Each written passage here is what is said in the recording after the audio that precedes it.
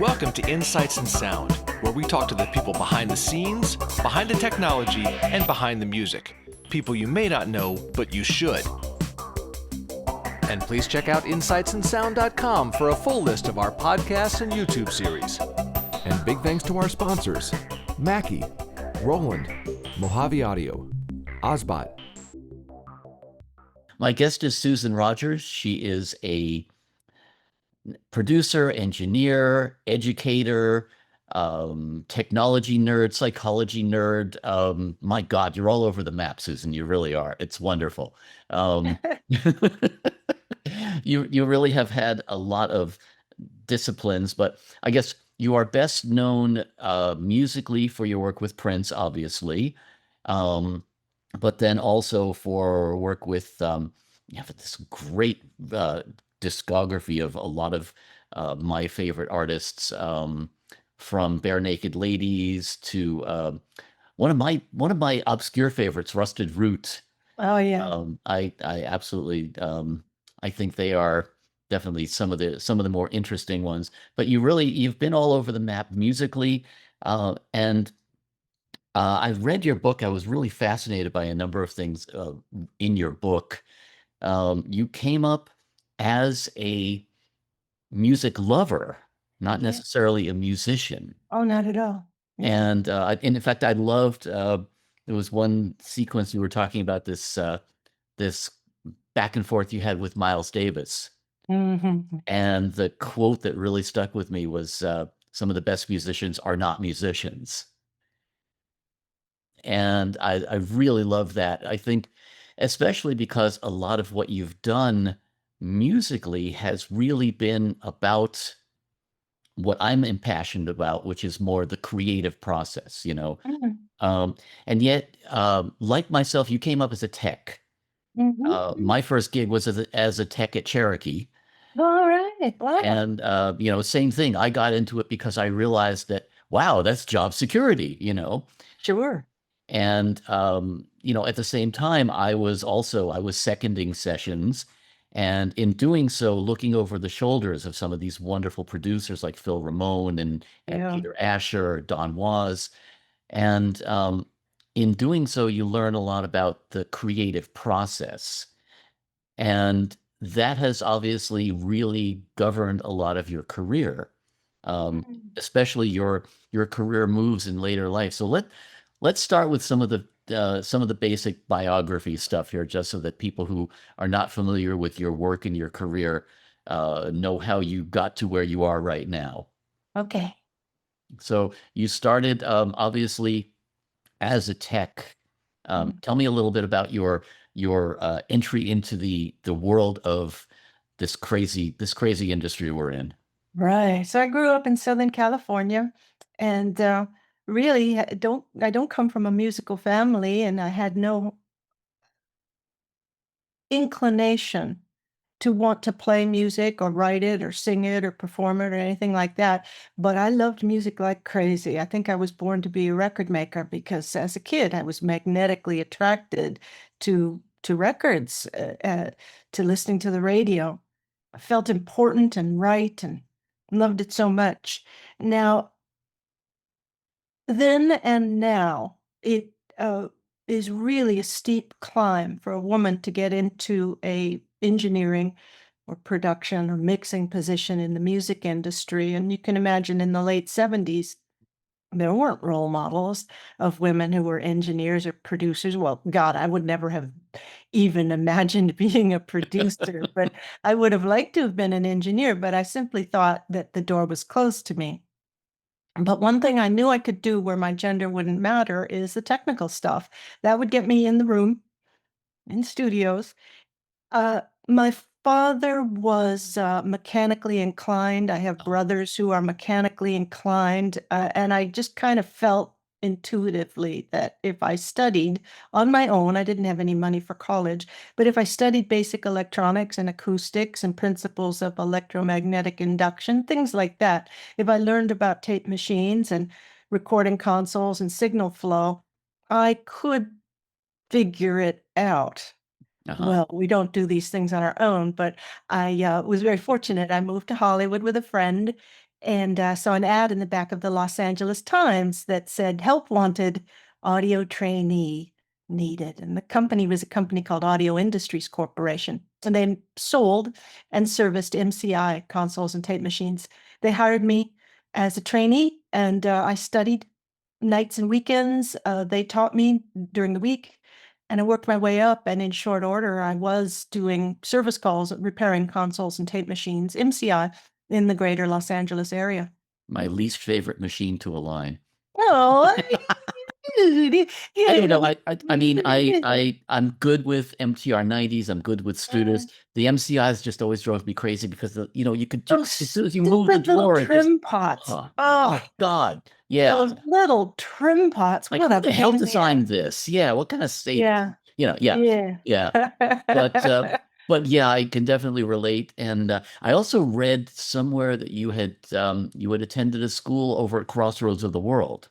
I didn't attend it. No, Oh, you I worked there, didn't rather. have money, things like that. But my roommate was, let's call it dating, the president of this little one-room schoolhouse. And so she was able to get me a position answering phones, being the receptionist there. So because I was in that environment, I got to meet some of the teachers. Now, some of them came from Wally Heider and Sunset Sound and United Western and some of those great LA studios. These folks would moonlight and pick up a little extra money on the side by teaching at what I said was this little one-room schoolhouse. But I did hear the sentence that changed my life, and that was where I overheard a technician telling a student, if you want job security, become a maintenance tech because you'll always work. Mm-hmm. Coincidentally, there was a studio in that little complex too called Baby O. You remember that place? I don't remember Baby O, but after I was at Audio Industries for about 2.5, 3 years, I was invited and I accepted the invitation to work for Rudy Records. Rudy was a one-room studio owned by Graham Nash and David Crosby in that complex, in the Crossroads of the World complex. I wonder if that was the one that then became Baby O.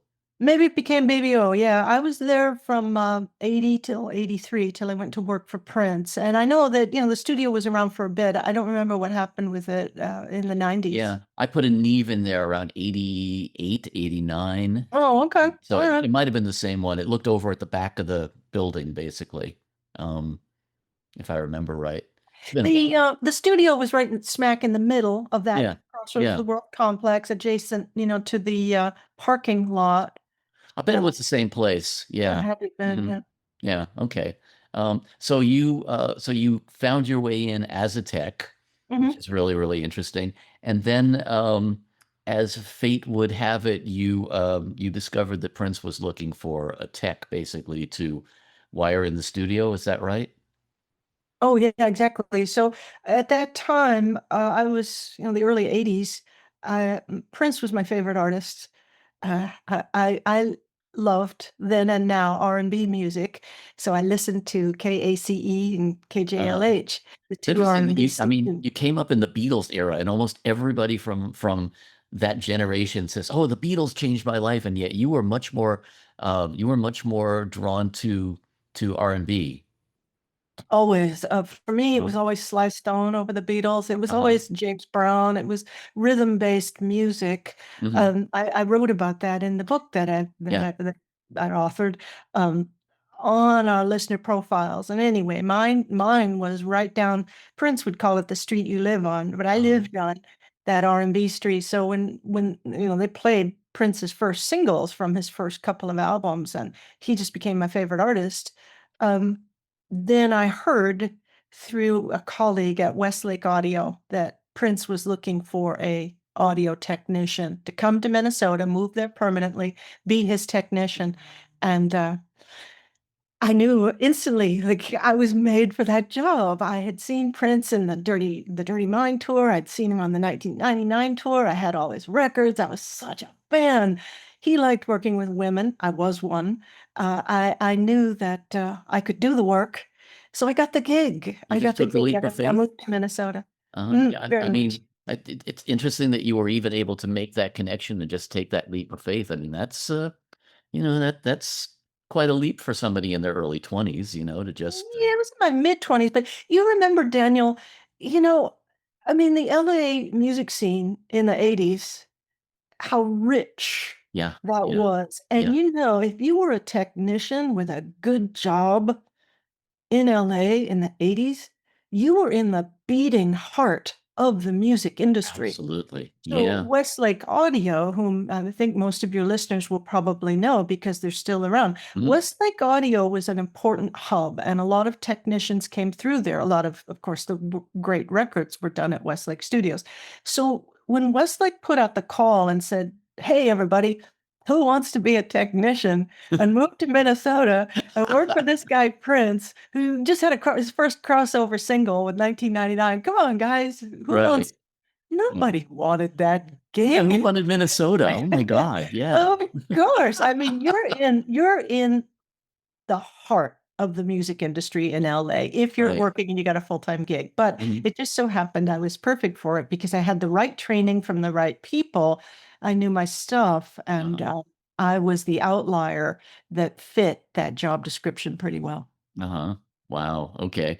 And so when you got there, you were confronted with somebody who was really in many ways, I mean, obviously a multi-talented and very I mean, there are not a lot of artists that work in that way, in this Oh, yeah.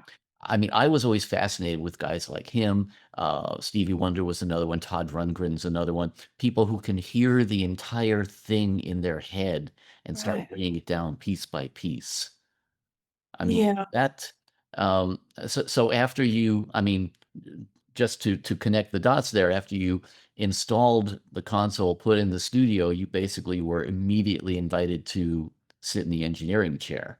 Yeah, but when Prince hired me as a technician because he needed one. He needed a new console installed. He needed a lot of technical help in preparation for Purple Rain, the movie and the album. He'd already started the Purple Rain album, Uh-huh. but he had a lot of work to do. And my early responsibilities were technical. He did not have at that time in Minnesota a full-time recording engineer, and he didn't know or care the difference between engineer and technician. Uh-huh. So I got tossed into that chair, and I I knew the equipment quite well, but I didn't know how to use it aesthetically, which ended up again being fortunate because Prince had his own sound.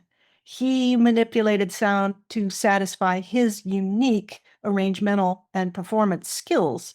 So he could mold me into being a sculptor of his sound in such a way that it served his music. That ended up being a problem for me after I left Prince because Uh-huh. Prince's sound did not translate well to other people's performance or timbres or arrangement skills. But for him, it served him well. Yeah, I don't know anybody in that original band, but I've had quite a few conversations with Morris Hayes, who worked with him in Mhm. PG, and Morris tells a lot of stories about how Prince's view of musical and technical reality was so different. Right. And I guess in a way it was probably good for you that you didn't have any rules already, sort of placed on you, so that Right. you kind of you learned in that sort of avant-garde fashion in that sense.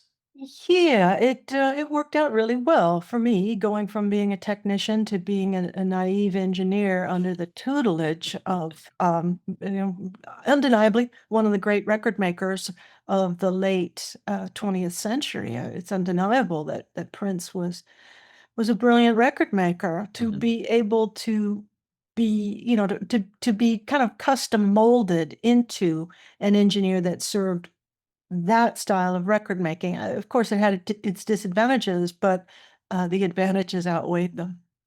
Sure, sure. Now the other thing that I think is interesting, I mean, obviously you did come from a kind of a nerdy left brain background. I mean, obviously, in terms of being able to understand a lot of the technical concepts and everything. Um, uh, one of the things that I've always been fascinated with in our industry in particular is that we really, this industry more than any other, is this odd mix of left brain, right brain, that, creativity and technology in that sense. Um, Growing up in this industry, knowing a lot of technical people like yourself, like a lot of the other people I worked with, I got hired to put a MIDI room in for Herb Alpert at A&M, um, installing consoles at a number of different Yeah. studios, as well as, at the same time wanting to be an engineer slash producer because I was very Mhm. fascinated with that. I've always been fascinated by the fact that people are obsessed with gear. And that's Yeah. a wonderful thing. I love the gear, but sometimes to the point where we lose sight of what we're using the gear for. Right. Exactly. And you had a real intrinsic understanding of, yeah, I know what a compressor is, but it's not that I care about whether I'm using, this compressor or that compressor, this piece of gear, that piece of gear. It's what are we using it for? We're creating something here. Yeah, it's a really good point, and it needs to be discussed with students. I have taught at Berklee College of Music for many years, so I've had a lot of students. What you're talking about, that left brain, right brain distinction, I prefer to think of it as, art and craft. Hmm. We can also Yeah, think of it as sure. art and science. But for anyone who is an artist, whether you're a sculptor or you're a filmmaker or you're a record maker, you must start with your craft. And once you've mastered your craft, now you can push paint around on canvas or you can push faders around in an informed way so that any art that you might have in you, by art, I mean original ideas, can emerge. In other words, you can make the thing that you're imagining in your mind's ear or seeing in your mind's eye. Um, we have to learn our craft first. Those of us who started as technicians or who have a technical aptitude know our craft pretty well. So once we know signal flow and we truly understand how to push a waveform, whether it's its envelope or its fine structure or its time of arrival or whatever, its phase relationships, all that stuff. Once we know about our tools and how to use them, then it's up to us to see if we have any original ideas. Um, Yeah. it's just as difficult, of course. The art is just as difficult as the craft. There's an awful lot of trial and error involved, whether you're Bono or you're David Byrne or you're Prince or you're someone just starting out. The marketplace of ideas is going to show you right away if that record you just made is appealing or Sure. not. Sure. So, yeah, we do have to go through those two stages, of art and craft. And along the way, I should have said it the other way around, craft first and then art.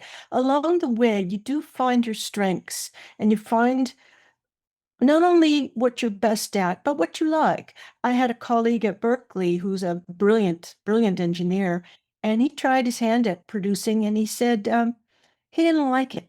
He didn't like the responsibility. He didn't like the pressures of it. It just wasn't satisfying. And then other people go the other way. They get enough engineering under their belt that they can produce, and then they're off to the races. And the engineering is something they're not interested in.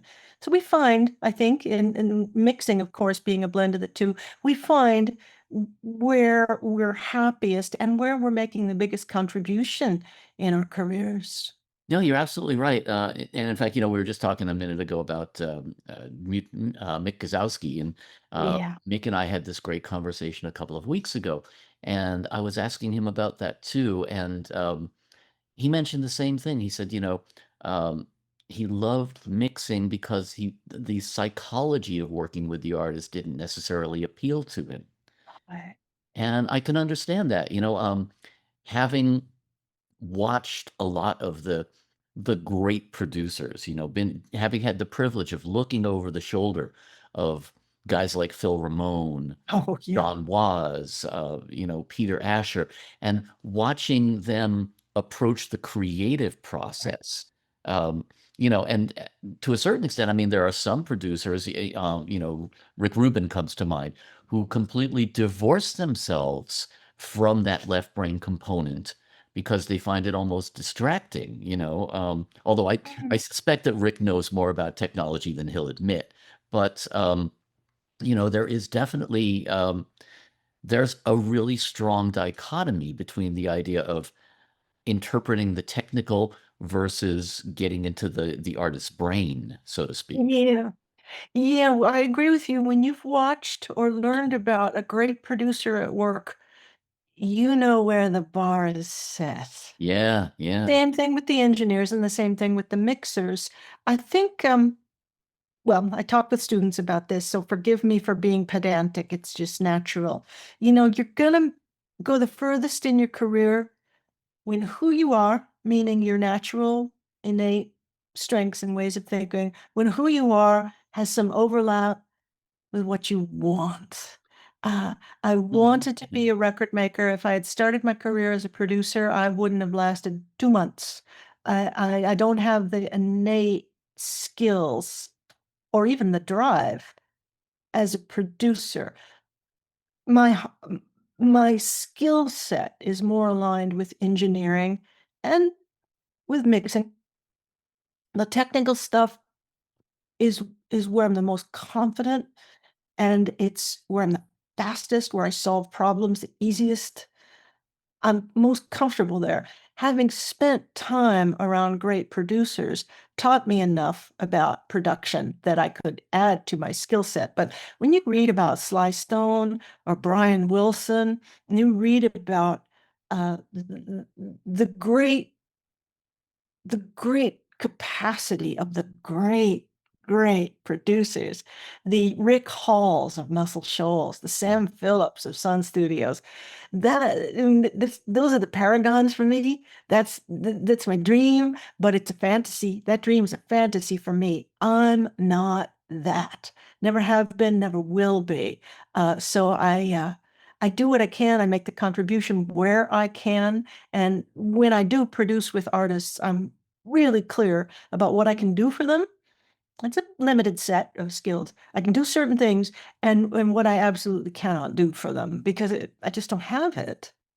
It's interesting that you say that for a number of reasons. First of all, I had the impression, especially from some of the things you mentioned in your book, that a lot of those skills that you are very humble about here, that you do actually have in terms of understanding, for example, the importance of coaxing a performance out of the artist, the understanding of pre-production, talking with the artist. You had mentioned things like you call it a record pull. Mhm. That was fascinating, the idea of just sitting down and this is something that I've done working with artists as a producer too, sitting down and just listening to music together and saying, here's something I like, and a lot of times it's not like, here's what you should sound like. It's more just Right. here's something that's influential to me. Here's something that I like musically because ABC, whatever. Yeah. But you have that understanding of getting into the artist's head, which I've always felt is a very valuable part of being a producer. Oh, thank you, Daniel, so much. But here's what I have to say about that, because there's no doubt you've got audience listeners here who have that as well. Commercial record making is, I think, a bit like football. I've got the tactical approach that'll get you onto the field. I can, as you say, pull music performances out of folks. I've got an ear for, well, I sure as hell know what I like. I've got an ear for assessing performances, and I know how to get out of that talk back and say whether or not we have a good take or a bad take. I can make some decent records. Winning the game requires, this, a certain ferocity, a certain competitiveness, and a callousness.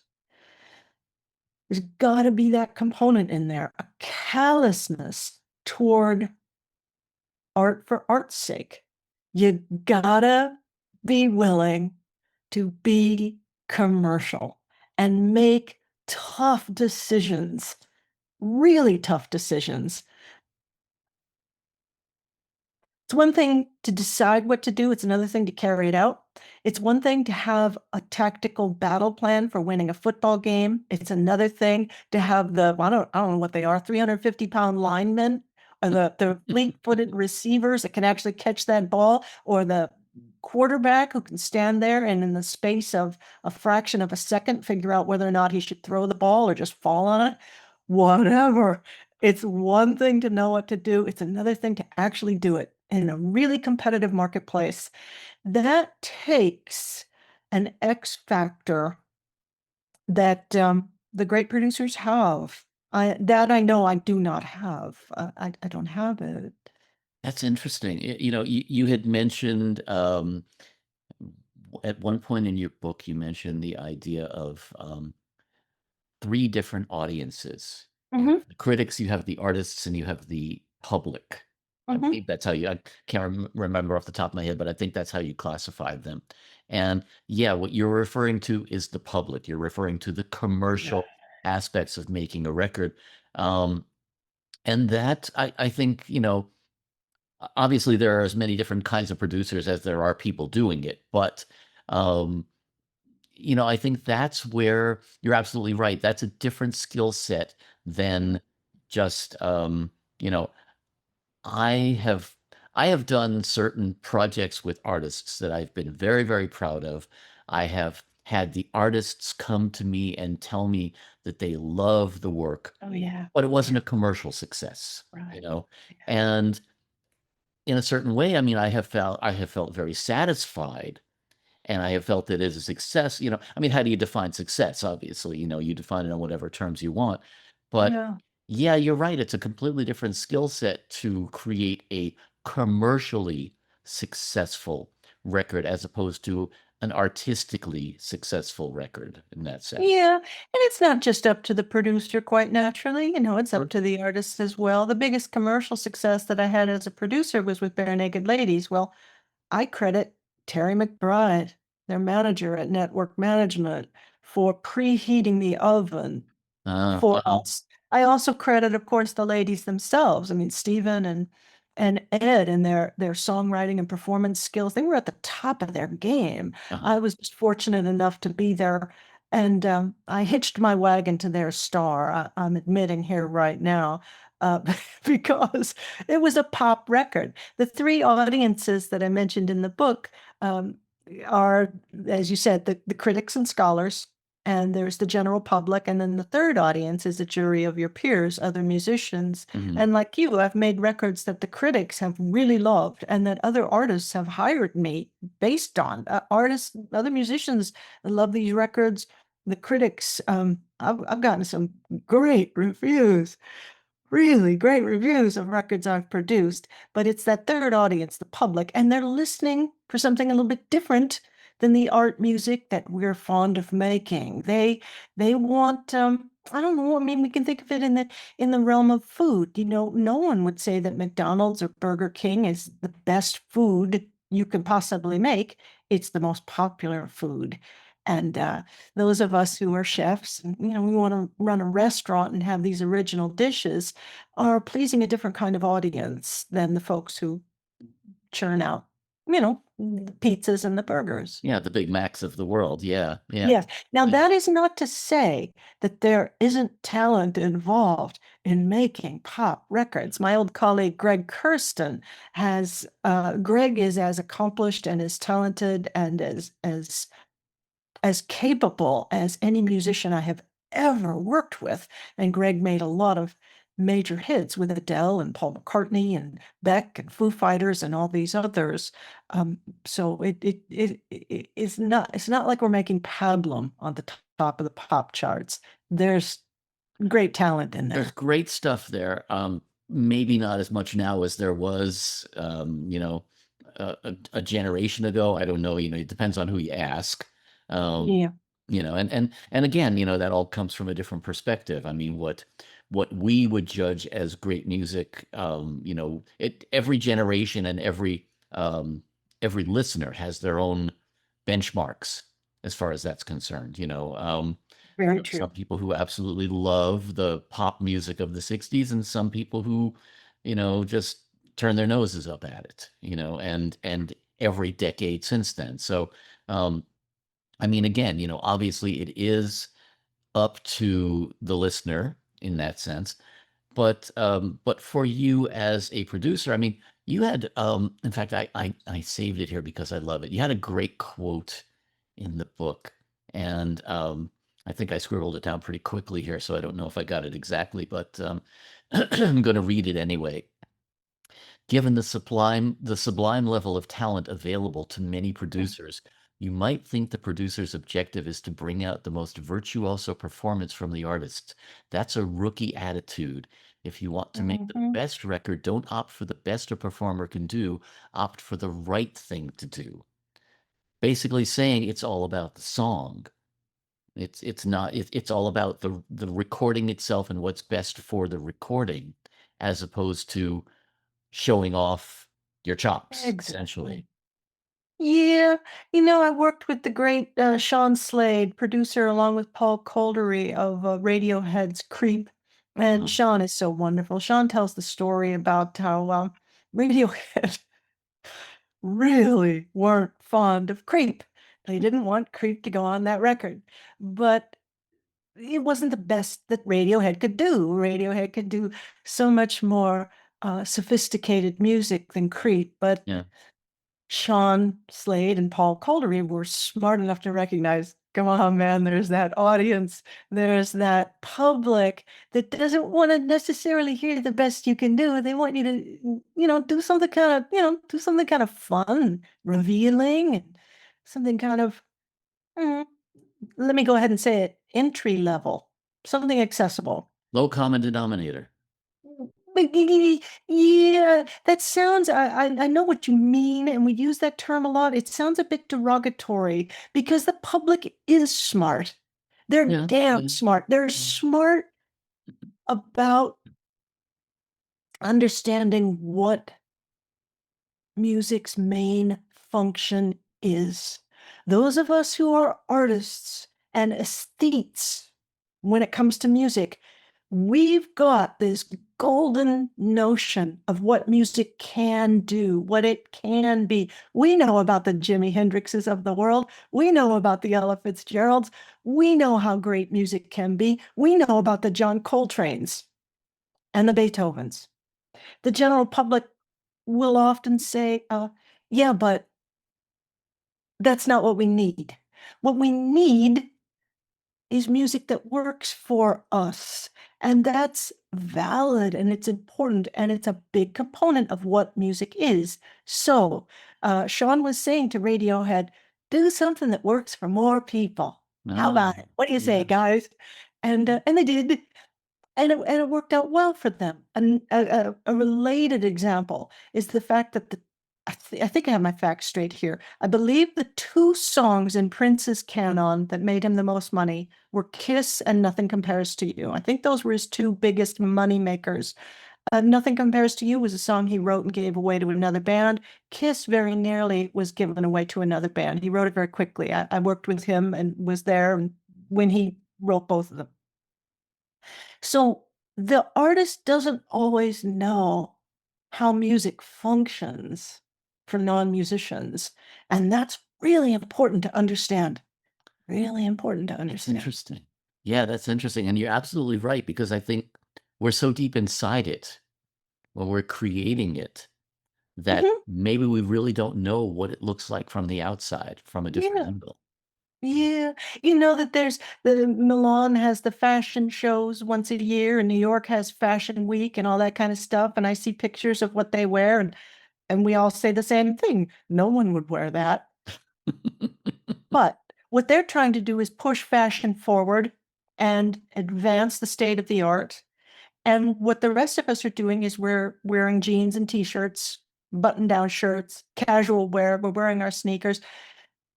Clothing that we choose is the clothing that works for us. We're not necessarily interested in the best or the finest or the most avant-garde clothing. And music is very much an art form that works this way. Simple rhythms work for people. Simple lyrics, accessible lyrics work for people. Melodies with a fairly common melodic contour tonal center works for people. That's what keeps the music business alive. So we can't put that down. No, you're absolutely right. And in fact, so many times musicians and artists who are not necessarily commercially as successful are referred to as a musician's musician, Yeah. and yeah, you're right. I mean, those of us who are really into creating the art, we sort of live by a different standard in a way, I guess, Yeah. But then again, Daniel, let's think about the musicians who wore the Triple Crown, who appealed to the public, who appealed to the critics, who appealed to other musicians. In the book, I mentioned Duke Ellington. Yeah. That was the choice of the great Greg Kurstin, who I mentioned earlier. Uh-huh. But think about Brian Wilson. Think about Jimmy Page and Led Zeppelin. I watched that Becoming Led Zeppelin documentary recently. It's Oh, excellent. yeah. I was a huge Led Zeppelin fan. I was a teenager. I was a member of the public that thought they were the greatest. But I'm also a music and art lover. And to me, Jimmy Page is my guy, and that's my favorite guitar player. I would pick him over any of the others. Jimmy Page is no slouch. Yeah. Neither was Yeah. John Paul Jones or John Bonham or Robert Plant. Likewise with Sly Stone, and likewise with Brian Wilson, and with many other record makers out there today. Let's talk about Phineas. Let's talk about others who are making hit pop records and are, as you'd say in poker, holding. Yeah. Who are Yeah. truly great, truly great. Those Triple Crown winners are the ones who are showing us where the bar is set for real success, real lasting success, both commercial and respect-wise. And they're hen's teeth. I mean, they really are. I mean, it's rare that you find people that have that natural ability and at the same time that intrinsic, almost unconscious understanding of what's gonna work to, Yeah. as you say, hit that Triple Crown. Yeah. It behooves all of us to consider what music is, and as you said earlier, what are we doing? Yeah. What are we Yeah. doing? What are we trying to achieve? You're not going to get everything you want, but you are going to get the thing you want the most. My mentor, the producer Tony Berg, who taught me how to produce, essentially. Yeah. Tony knew from day one that he would never chase commercial success, that he would always chase artistic innovation. It's what he's been doing for over 40 years. He's made a great contribution to the state of the art of music. A commercial success is not something he's looked for or achieved, frankly. But by commercial success, I mean pop hits. Yeah. But he's tremendously respected, and that's a damn fine career right there. Oh, absolutely. And there are people who have achieved commercial success, who a lot of the quote unquote more artistic community look down their noses at. Yeah. I mean, yeah, who are we to say? I mean, it sells, and there are people for whom that's what they're after. So, again, Yeah. we define Yeah. success. Yeah. And in general, you know what we need to do is stop being so snobbish about music, Yes. We love it, Yeah. and aren't we glad that no one else hears music exactly the same way that we do, judges it exactly the same that we do. Mhm. What we know from neuroscience is every listening brain is unique. Everything is the way it is because it got that way, and all of our experiences are unique. Mhm. We all heard different music growing up.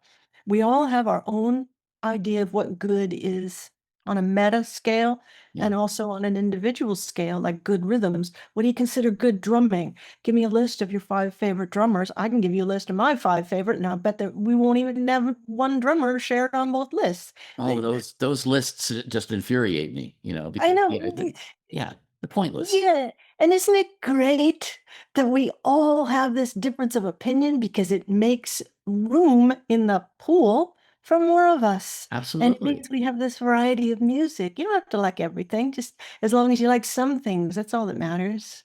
Yeah, and it's funny because a lot of times, well, what's your favorite, and my God, I mean, there's hardly anything that I don't like, you know? Uh, I mean, because really, honestly, there are so many sweet spots to tickle in that, mhm, you know, and it really is mhm, true. Um, one thing that I also was fascinated by is, the direction that your career has taken now. Um, I was a big fan for a long time of Dan Levitin, mm, and the psychological aspects of music. I saw a presentation of Dan's many years ago, and I was fascinated by. He said, "I'm going to play a nanosecond of a song, and everybody in this room is going to know what it is." And sure enough, he played a nanosecond of Eleanor Rigby, and everyone in the mm, room identified it immediately. And um, you know, I find that now when I talk to students, when I talk to younger musicians coming up now, to a certain extent, I mean, musically speaking, we don't have the same interests. We don't share the same influences. Obviously, they don't know who Sly Stone or the Beatles were, or if they do, it's not as heavy an influence on them as it sure. was on us coming up. Yeah. At the same time, I think the universal aspect of how music affects us psychologically, affects our brain chemistries, is something that has not changed. I mean, it's a Very true. universal thing. And so your choice to leave music production and study and apply yourself more to the psychology of music and the psychology of how it impacts us. Um, I think it's admirable. I think it's fascinating. And, to me, that's really, I think in certain ways, it's more relevant than trying to chase a hit to a certain Mhm, extent, you know? mm. Yeah, it's first before I address that, let me say that Dan couldn't have played something that was a nanosecond long because that wouldn't have been audible. Well, Uh, I agree a with you, but I don't think, microsecond, yeah, yeah, a microsecond would have been he sat, inaudible as well. he sat So down a second, but yeah, yeah. yeah, uh, a, so a click is going to be a really fast click is going to be 20 milliseconds. So I was, and that's just a click. So I was a teacher's assistant in Dan's cognitive psychology class at McGill when I was a grad student there. And Dan was one of my doctoral advisors. Uh-huh. And so I'm familiar with the thing you're describing. And your point is well taken. So he just played, it probably would have been about 30 or 40 milliseconds, Yeah. maybe even a little bit longer, but under 100 milliseconds. It'd be enough time to let us identify the timbre of Yes. the instrumentation on Eleanor Rigby. Now I'm sorry, I'm getting all pedantic. It's just what I do. By But all we need at means. least 35 milliseconds in order to be able to extract a pitch from something. So you'd hear the timbre, but you wouldn't know it was Eleanor Rigby until you had heard maybe a note or two. But then right away you would know. So it was a very, very short sample. And now back to what the point you were making is that the neuroscience of what happens when we listen to music is amazing. So you got this triangle going on, and it involves your auditory cortex that does the listening, processing sounds, the motor cortex that involves muscle movements and commands and does rhythm perception. And then you've got the dopaminergic reward system. So these three guys form a triangle. And what happens when you're listening to familiar music, memory already knows how the song goes, but memory is imperfect. You can't remember all the little details. So I'm going to pick a song by the Spinners that I love. It's a shame. Oof, love Mhm. that track. Uh-huh. So, Uh-huh. right. So it comes on Sirius XM. I'm driving my car, and my auditory cortex recognizes bum bum first two guitar notes. Oh, it's a shame. Turn it up. Turn it up. Right. The auditory cortex is is activated, and memory says, I know this song. This is going to be good. We're going to get a treat. It's going to be really good. And right away, it starts, the motor cortex says, this groove, this is the groove I like, this is the tempo I like. So the motor cortex is engaged, the auditory cortex is engaged, and the dopaminergic system is predicting when the treats are going to come. And in this particular record, there's a high note from the singer that I love, and this is great. So I'm anticipating, and there's a circuit in there called the caudate nucleus that's saying to everything else in the brain, you guys, this is going to be really good. This is going to be really good. And then the good moment comes, and then the nucleus accumbens says, they told me it was good, and it was good, and I love it. So now you've got this dopamine flooding through your brain. What happens then, and here comes the really good part, the presence of dopamine as we listen to music is shaping the auditory and even the motor cortex to be more receptive to similar music in the future. So at some point when I was very young and the Spinners record came out, I got pleasure from listening to it, which taught my listening brain, that's what we like, more of that. It raises your antennae for the sort of thing that you really like. So you get better and faster and more receptive to the stuff you like based on these good listening experiences. Now, we can't help it. As we get older and we've had a mental library and a long history of good listening experiences, what happens is anytime you hear a novel piece of music, you're automatically going to compare it to stuff that's made you happy in the past. Sure. And you're going to scan, you're going to listen for what you like, whether it's your lyrics, whether it's your arrangements, your timbres, whether it's your melodies, your harmonies, whether it's your rhythm. You're listening for your treats. If you find a treat, you'll nod your head and you go, yeah, it's good. I approve. Good record. I like it. Now, I like to tell students this. Someone saying they like your music will do nothing for you. All they're saying is, I like it. It's good. It's not bad. It's good. That's a simple hedonic decision. What you want is for someone to want your music. And that happens when you get extra dopamine. It lights up other areas of the brain, and that makes you say, you will be mine. I must have you. I need to know the name of this artist. I need to hear this record again. It's going into my personal library. I'm going to buy the t-shirt. I'm going to buy the concert ticket. I'm going to tell my friends. I'm going to post about it. Now we have purchase on a piece of music that contributes to this thing that we're doing. And that is how artists and producers and record makers' careers advance, by other people listening to our music and thinking, I want that. Interesting. Yeah. It's a really good point. It's there's so much complexity in how music impacts our brains, Oh, yeah. To me, I've always found that to be really, really fascinating. And that's why, I have a lot of admiration for your career choice, because I think, this goes back again to what we were talking about earlier about left brain, right brain. I think there is so much to analyze in terms of this stuff, these details that really, in certain ways, go by us almost undetected and unnoticed. It's like all we know is, hey, I like this, turn it up.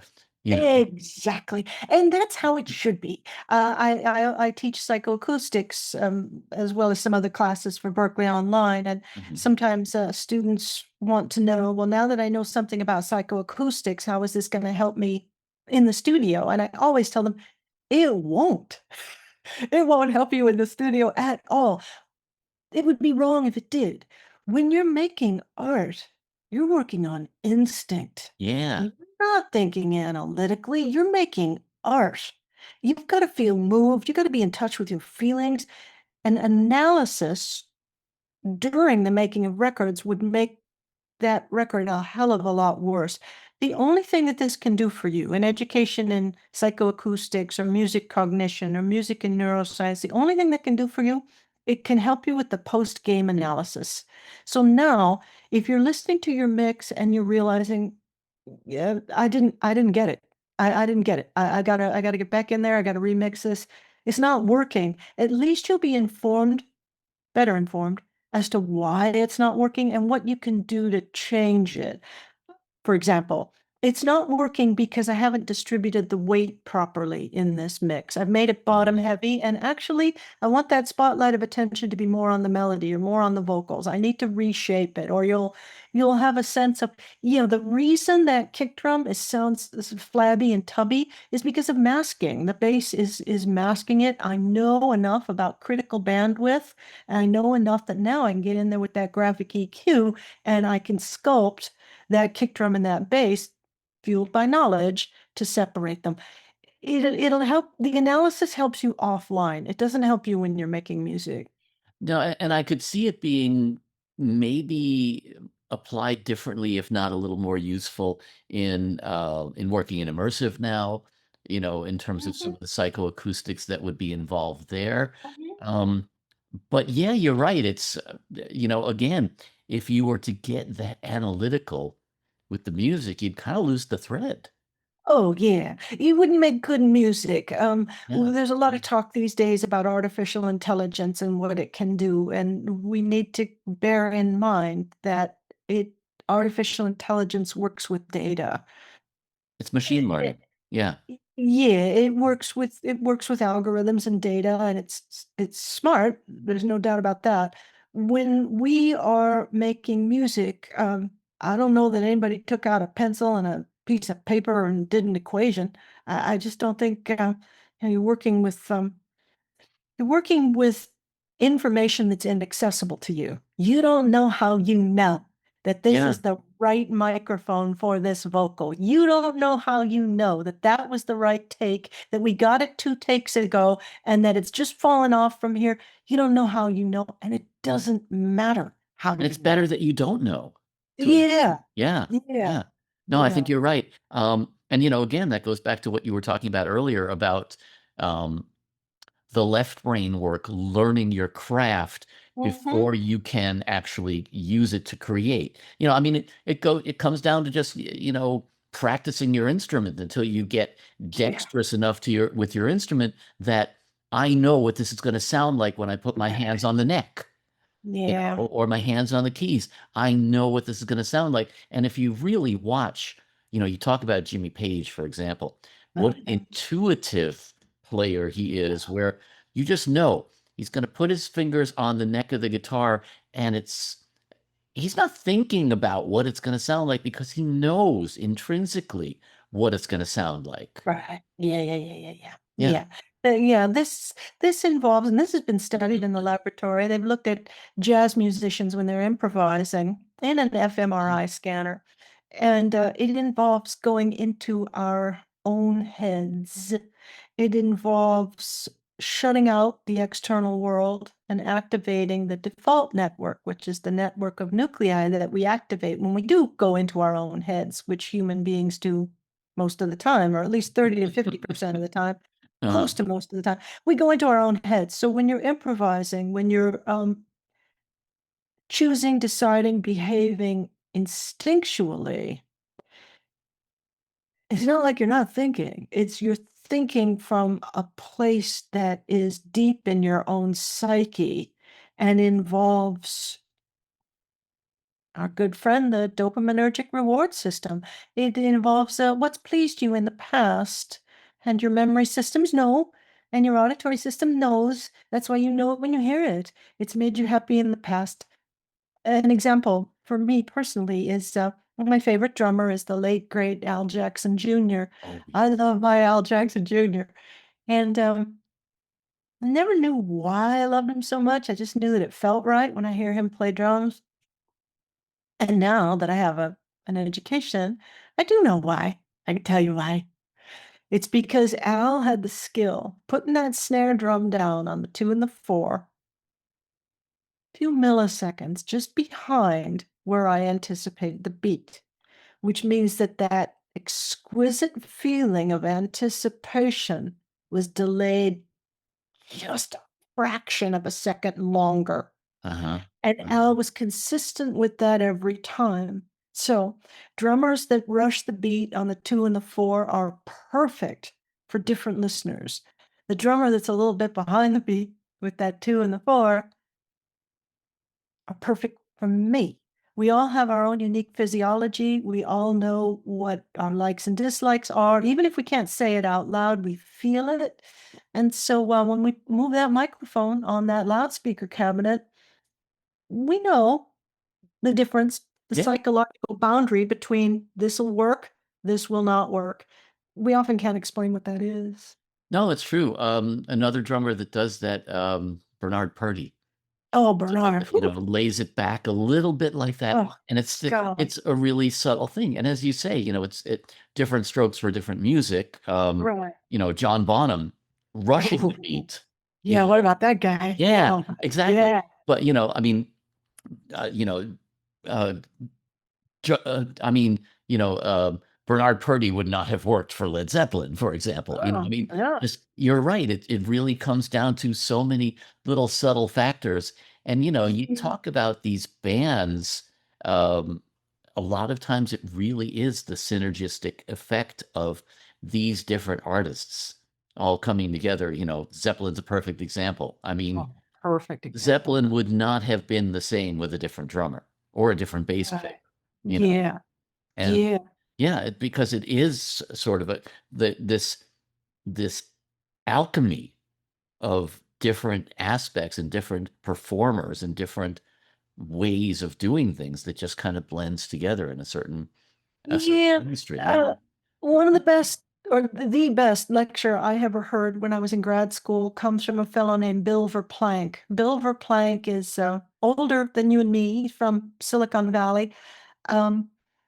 He's credited with being one of the inventors of the computer mouse. And he knew Steve Jobs, Steve Wozniak, Bill Gates rather, and Paul Allen. So he knew the early days of Microsoft and Apple. And he came to McGill University when I was in grad school and he gave a lecture.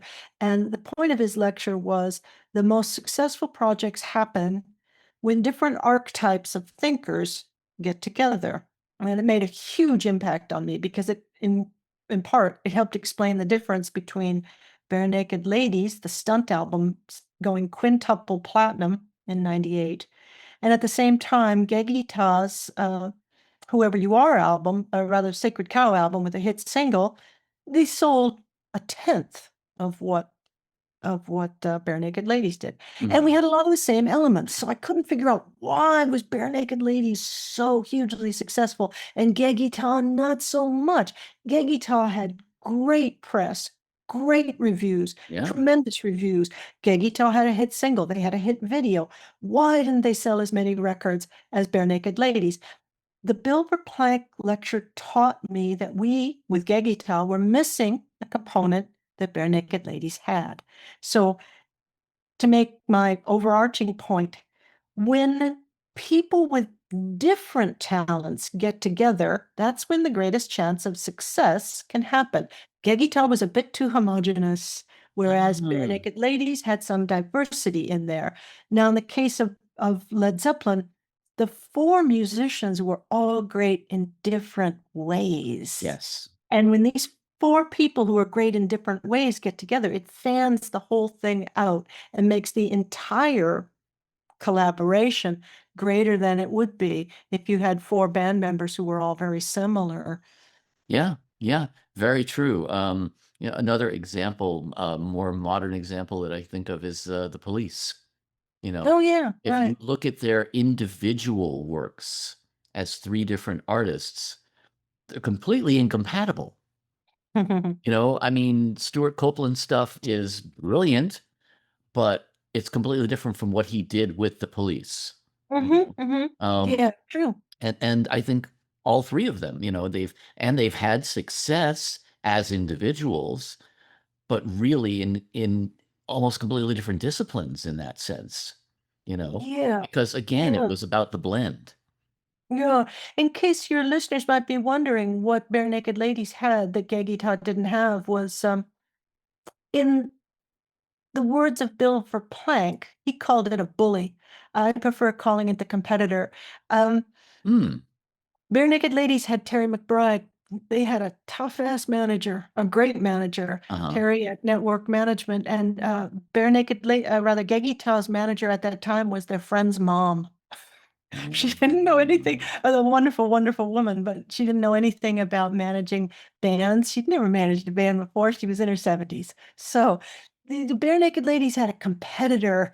All the folks I've worked with have had Yeah. great artists. I've Zeppelin had been Peter an Grant. engineer with them. Right. Yeah. We've all had our entrepreneurial strengths, but we need someone who will compete and fight for us. As I was talking about earlier with the football analogy, we need someone who's a fighter Yeah. Yeah. if we're going to be hugely successful. And a lot of artists are reluctant to pair up with someone with those traits. Well, and that goes back to the, the age-old art versus commerce argument. Yeah. I mean, do you, if you look at the success of someone like, Dylan or the band, they had Albert Grossman, All right. was completely, or even, gosh, I'm drawing a blank on his name right now. George Dukes and Frank Zappa's manager. Oh no. Oh gosh, very, very colorful character. But again, it's people who are so different, and yet they understand the aspects of the business part of the music business. And yeah, you're right. You need that if you're gonna really pierce that particular part of the equation. I think it's Yeah. again, it's really it's such an alchemic combination of aspects that really does come together if you're lucky, Yeah. if you're really, really Yeah. lucky. That's why it's important to know what our strengths and weaknesses are so that when we do become part of a creative team, we can bring the best of ourselves to help bring out the best in the team and not try to be all things to all people, not try to do everything ourselves, do our part, but make sure that we team up with people who are different thinkers than we are, who can solve different kinds of problems than we can solve, so that you've just helped yourself to be able to play this game. Yeah, yeah, it's fascinating stuff. I'm fascinated with what you're doing now. You're still teaching at Berklee, right? Not in Boston. I teach exclusively for Berklee Online. So I've Uh-huh. written and taught and continue to teach psychoacoustics and Mhm. music cognition and music and neuroscience. So I teach only a couple of days a week. Currently, I'm writing a textbook for Princeton University Press, music cognition. I'm about halfway through with that, and that's time consuming. It's my most rewarding work, not financially. Textbooks don't pay a lot of money initially, but the doing the research and the writing in music cognition is my favorite thing to do right now. So I Uh-huh. love this more than anything. And I get invitations for speaking engagements. So I travel and I give talks. Yeah, I would love to. I want to keep in touch with you and know when you're giving some speaking engagements because I really would love to hear more about this. The stuff you're doing is just, I mean, it's really fascinating to me because, again, I come from a similar background. I have really enjoyed working with artists. It has been Mhm. incredibly fulfilling to me, and yet I find that now when I'm talking to students, I'm talking to them more on the basis of neurodiversity and how that impacts the artist and the artist's creative process, because pretty much all of us who are in the arts are on the spectrum, quote unquote, to some degree. I mean, it's part of the creative process. The, it's part of being sensitive enough to be influenced as an artist. And Mm. so to me, what you're working on is really it's so intrinsic to being an artist. Yeah. And it's kind of like it's a look under the hood, really. Mm, You mhm. know? Yeah, it is true that if we go into a recording studio, all of us are bringing a skill set with us. All of us are bringing a mental library of what our idea of good is. We got that going for us. But the other thing we're bringing, as you said, is we're bringing in our capacity to be in touch with our emotions. We creative folks are okay with being emotionally exposed and vulnerable and having our emotions be right on the surface of our skin. We have to because we make a living doing that in the Yeah, recording studio. That's how you work. yeah, Uh, so it's a unique triumvirate of attributes, right? You're very sensitive, you're artistic, you're technical, scientific, craft oriented. You've got all these things going on, hmm and you know what you're good at and what you're not as good at, and you know yourself. You bring that into the party with some other like-minded folks who, if you're lucky, have strengths in areas where you have weaknesses. Together, you got a shot. You got a shot at making something that makes you happy and makes music listeners happy as well. Yeah. Yeah. If you're lucky, it makes music listeners happy. Obviously you're never going to please everybody. And I think especially now, one thing you had mentioned in your book was the idea of how how music is consumed and how Mhm. that impacts the creative process as well. Um, with the fragmentation of how music is consumed now and with the shorter attention spans. We don't sit down and listen to an album now or anything like that, and I think in certain ways that changes also how we are viewing all of this, how the process, how the brain processes it in a certain way. Yeah, and it's too early for us to have good solid data on what our new music listening habits are doing Mhm. to us as music consumers. You remember in our generation, you sat in front of loudspeakers when you listened to music, and these days that's pretty rare. It's more common to listen to music privately and personally. I heard something interesting the other day from one of my students. This is crazy town. She's a music teacher, and she said these days her students don't sing as well as they used to. And she's been a music teacher for decades. She said it used to always be that, you get a music student and they can sing a part to you. She said they don't sing anymore.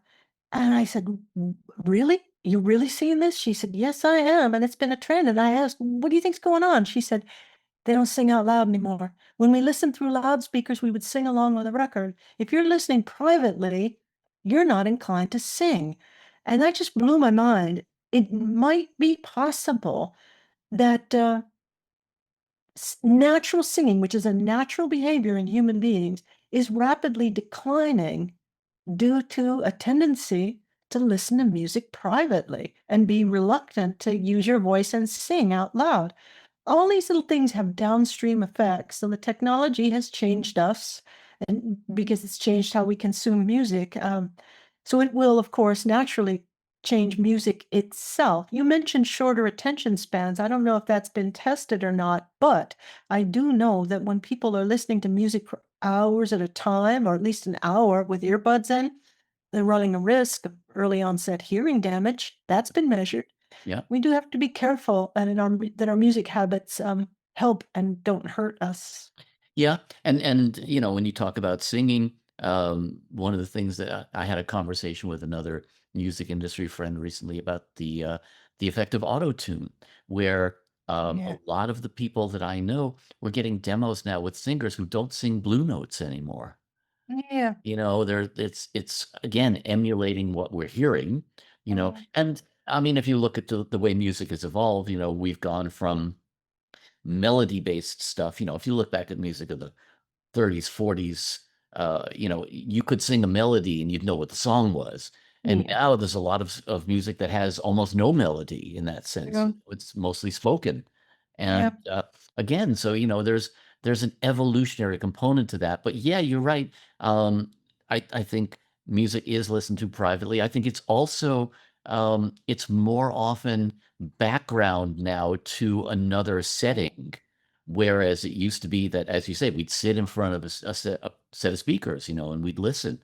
So again, so many things have changed, and I think that's obviously impacting the effect that music has on us. But you know what, Daniel? You know what makes me feel a little bit optimistic? There have always been a very large percentage of people who aren't that into music. I don't believe that that percentage has changed over the decades. I think the Could be. majority of people like music, but as I was talking about earlier, they don't necessarily want it. I Yeah. think just as there are a lot of people who aren't foodies and they aren't fashionistas, they want music to the extent that it works for whatever, to keep them from being bored, to have lyrics that help solve a problem for them, but whatever. But beyond that, they're not especially interested. These are the folks who don't have a large music collection because they don't really care. Right. There's I like nothing this. wrong Yeah. with that. I Right. like I this. I don't see. crave it. Yeah. Yeah. Exactly, yeah. So, Hmm. from what I see in the young people at Berklee, now they're a special sample because they're all musicians and they're at Berklee, but I'm seeing that a lot of young people, the ones who are into it, are consuming music the same way that we did when we were young. I see young people who are as into it as ever and are knowledgeable about it and can talk about it, who listen to music with friends and seek it out in the same way that we did. So I'm really right now, am not believing that the human brain changes that fast. I think we're seeing something different, but those of us in the music business always just kind of naturally assume that everybody's into music, right? Because everyone Yeah. we Yeah. know is into music. Truth is, that's not true. No, The- you're the- right. the- You're right. yeah, a lot of people Yeah. aren't that. Yeah. And again, there's also the aspect that you know, are people making music together as much as they used to be? That's another thing that fascinates me. I mean, more people are working now with multi-track, with DAWs, with beats, as opposed to making music together in a room. Mhm. That's another thing that's I don't know how different it really is, because again, you're right. We lack that perspective because we're deep inside it. Yeah, well, My my former students who are working in the business now tell me the trend among young people these days is to get together in a room and make music. That the young people are sick of this, to put it bluntly, they're sick of this shit. They're sick of working alone in a room and sharing their stuff, sharing their files. And music is a form of communication. And if you're just sitting there by yourself and there's no receptacle, there's no one there listening to what it is you're doing, it's pretty lonely. It is. It They're is. getting together with other people and recording with others. I think we can be optimistic because I don't think the human brain changes that fast. It wants what it has always wanted. Well, that's an encouraging thing right there. I think we're going to leave it on that encouraging note, Okay. Susan, because that makes me happy. Um, I have immensely enjoyed this. Thank you Thank so much you. for making the time for this. I hope we can do it again. Uh, Love you. yeah, because this is, as I say, you scratch certain itches for me in terms of Oh, nice. what I am focused on as an artist, and also as someone who's fascinated with the creative process. Yeah, yeah, And me too. so I really, really love that. And yeah, well, thank you, Thank Susan you. Rogers, for being my guest. Thank you for your time. Thank Um, you. I could go on like this for hours, but I want to take it in little bites here. So All right. let's agree to do Well, this again. yeah, let's have a part two anytime you want. I'm sorry that I'm going to miss AES this year, but um, next year, if it's back in New York, I'll be there, and I hope everybody has a good time, and I hope it's a record number of attendees. That would be really great. I would love to see that too. I don't know, but either way, I'm going to be there. I'm going to be doing a bunch of panels and whatnot. Nice. That's what I do. So I'll continue to do it, and I'll continue to do it as long as there are people who are interested in listening. You know, Oh, there will be. But thank you, Daniel. It's nice to chat with you, and best of luck with this endeavor. Thank you so much, Susan, and I'm sure we'll talk again. We'll see you. Bye. Thank you. Hey, I'm Daniel Keller. Don't forget to hit the subscribe button and join us each week for Insights in Sound.